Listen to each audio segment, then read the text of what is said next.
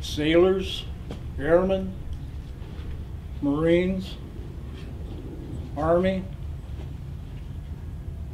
We all have different names for ourselves, but to the world, we are an American soldier.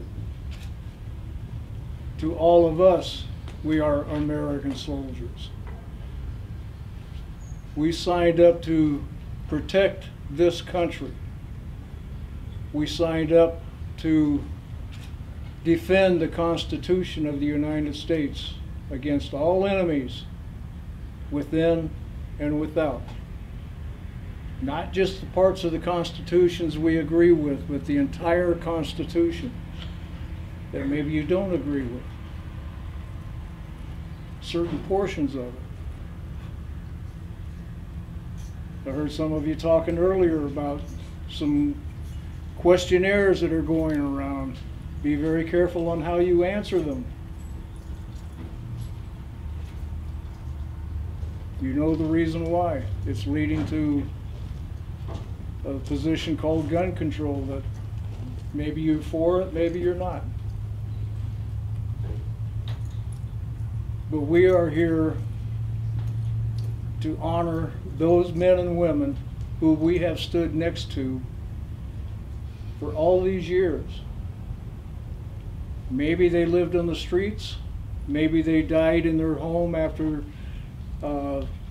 many years of living by themselves with no family. They've outlived their family.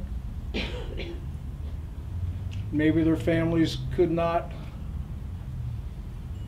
raise the money to do a private service. Or maybe the families just were not aware of the fact that these honors are available to their loved one. That is a major problem that goes around.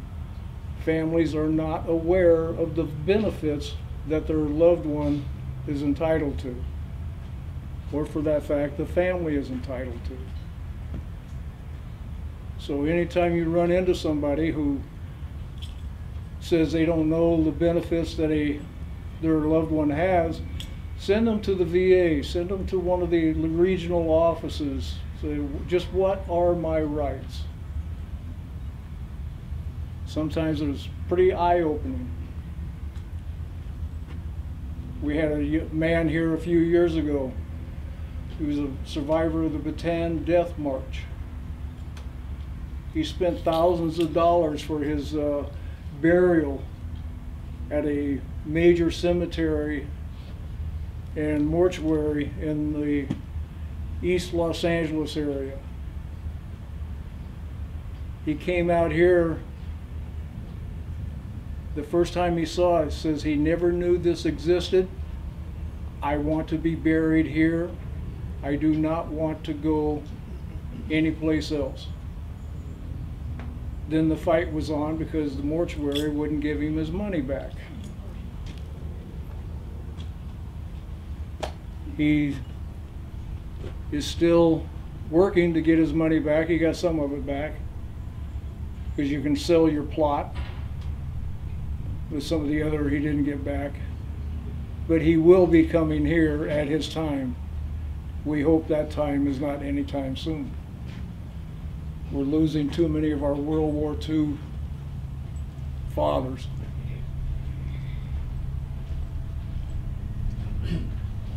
But they all come here, or to the National Cemetery, or to the portion of the cemetery that's been declared a national cemetery throughout the United States.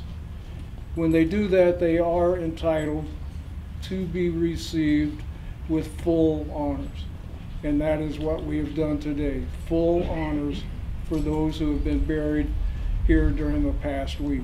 The names of the veterans without family that we're honoring today that have already been buried are as follows: Edna Andre, United States Navy, honorably served. Lawrence Cochran, United States Army, honorably served. And Charles Bruno, United States Army, honorably served.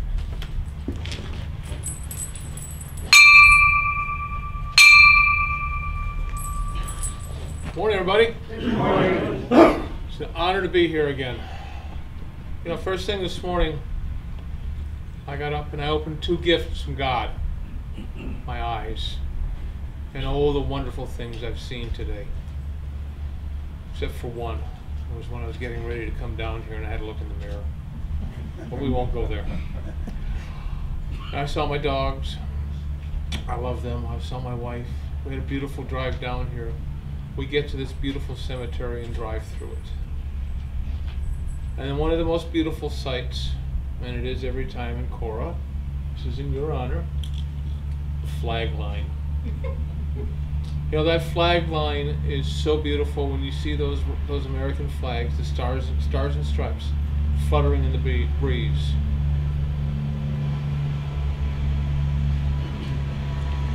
If you ever wanted to see what the flag means, go to the funeral of a veteran.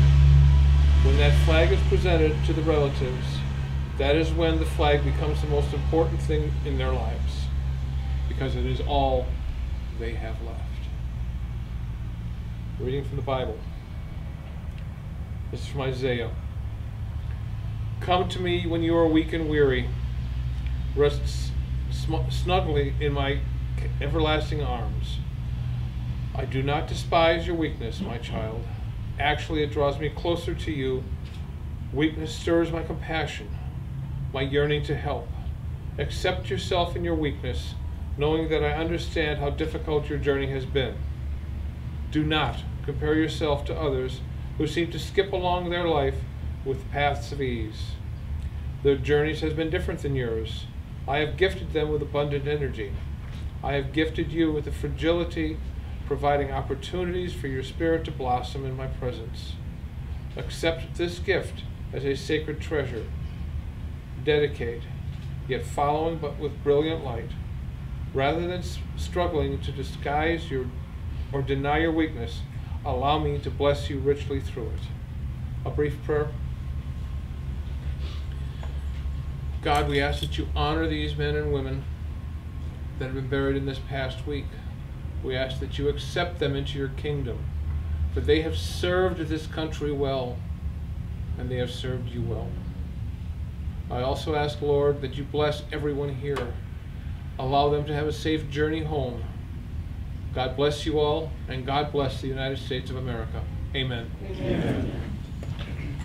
This flag means so much to so many different people.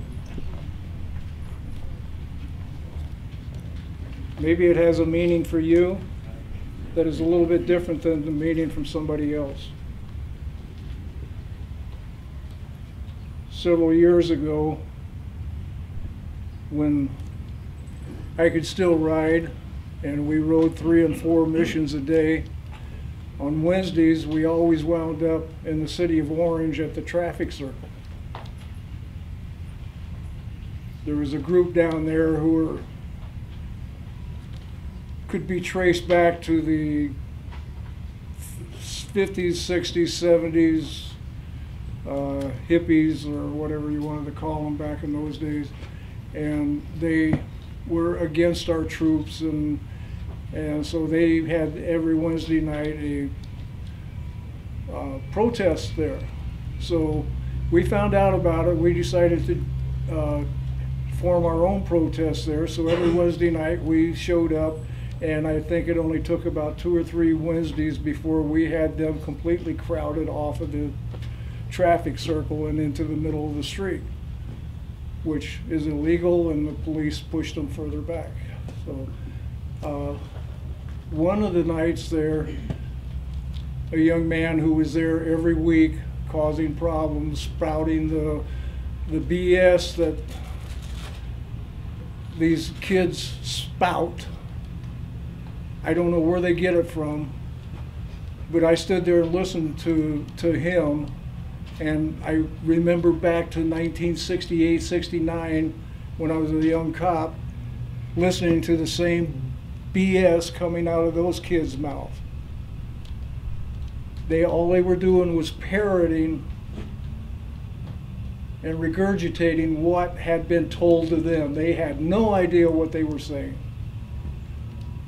So he was walking around, he had a scrap of a U.S. American flag hanging from his back pocket. Had some stuff sprayed on it and everything. Well, about the second time he came around, I reached down and I grabbed the flag out of his pocket and folded it up and put it in my pocket.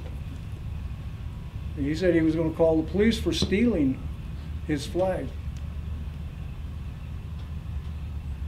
I saw a police car over there. I waved him over, and I said, "This young man wants me arrested for stealing the flag that I bled on." The officer just got back in the car and drove away. The price I paid for that flag was far more than what that young man could even imagine what that flag was for. So, yes, the flag means something to everybody. For those who paid the ultimate price, for those who came close, for those who stood under it,